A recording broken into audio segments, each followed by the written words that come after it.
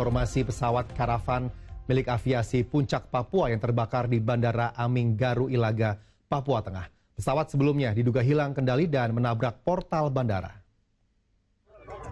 Pesawat kargo karavan dengan registrasi PKPPI diduga hilang kendali saat mendarat di Bandara Aming Garu Ilaga, Papua Tengah, Senin pagi.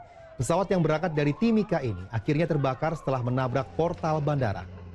Tidak ada korban jiwa dalam insiden ini karena pilot berhasil menyelamatkan diri.